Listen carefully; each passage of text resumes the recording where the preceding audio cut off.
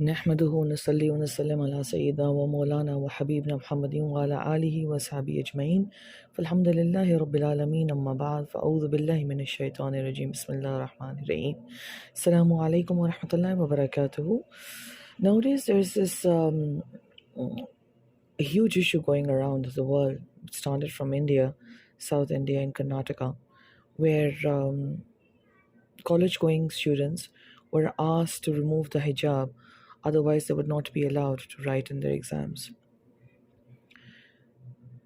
They said, according to whatever has been mentioned in the newspaper and the media, the college basically says that this is their right as per they want a uniform dress code across for all of the students.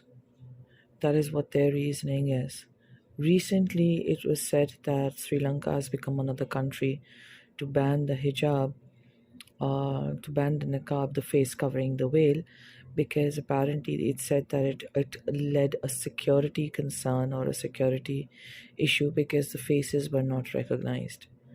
France obviously has been in this picture for a long time because it says that wearing a hijab or a niqab basically is oppressive.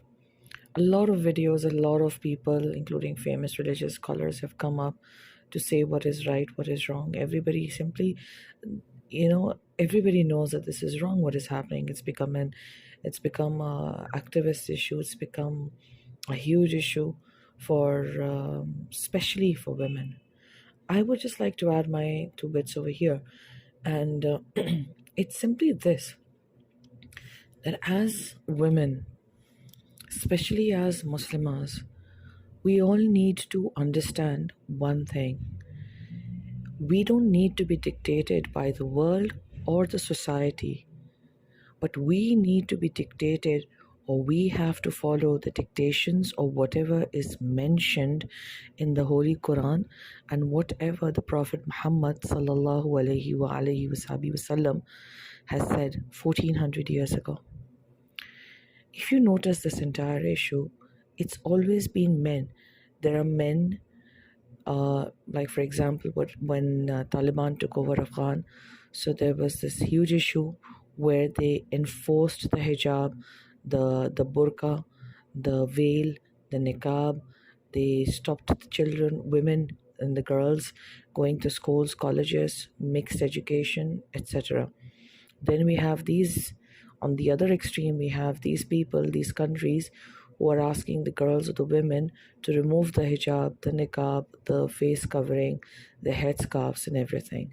So if you all notice this, that the center has always been the subjugation and the oppression of women.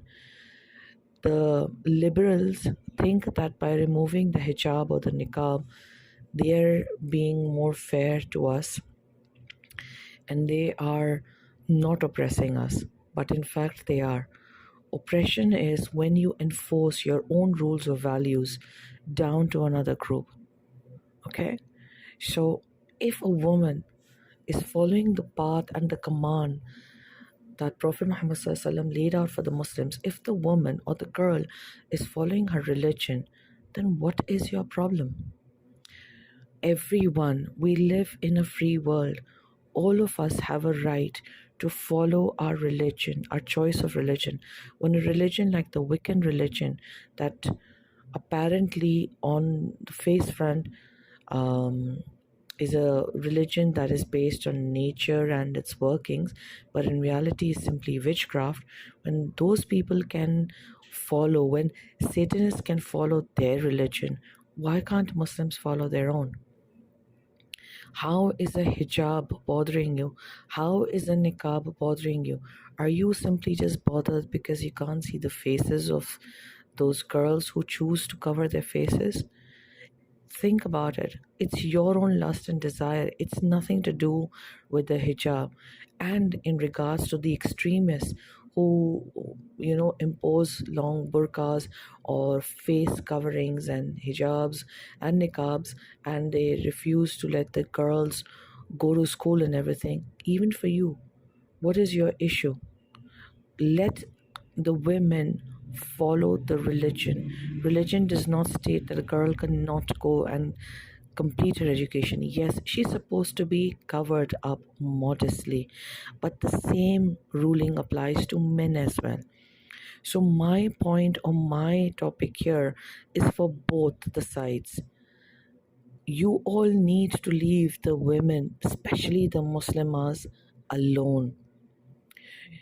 The religious extremists trying to impose and oppress women in one way, and the liberals are trying to oppress and subjugate women the other way. This is the reason why so many parents today literally hate the idea of having females born in their houses. It's not because it's a curse, it's because society has made it literally intolerable for a Muslim girl to be able to live in her own identity as a Muslimah. Islam does not teach oppression of any kind. Islam does not subjugate the voices of anybody. Islam is a religion of peace and equality, love and compassion and care. Every ruling in Islam, even including the hijab and the niqab, there is a solid reason in place. Islam does not hurt anybody. Islam does not differentiate or discriminate amongst minorities or race or color or caste or creed or even gender. There is no inequality in Islam. There are simply rules put down based on men being different to women. That's it. Islam is the only true religion and it's a perfect religion. So I would urge all the Muslims to turn towards Allah, and ask Him for His guidance. For those who are not wearing the hijab or the niqab for whatever XYZ reasons, turn towards Allah, turn towards your deen, turn towards your religion. Don't look at society, don't look at peer pressure, don't look at the people around you or think about what they're going to say.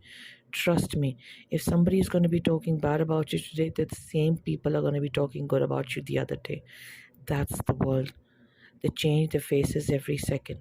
And for those girls or women or Muslims who are going through this extremist situation where you're literally being forced to disrobe, or remove your mask and your face veil and everything, then stay strong. Our prayers are with you, our support, our love, our best wishes are with all of you. And we pray that Allah gives you the strength and the support and the protection that all of you need in these trying times. May Allah keep us all in His mercy and care. Ameen. Assalamu alaikum wa rahmatullahi wa barakatuh.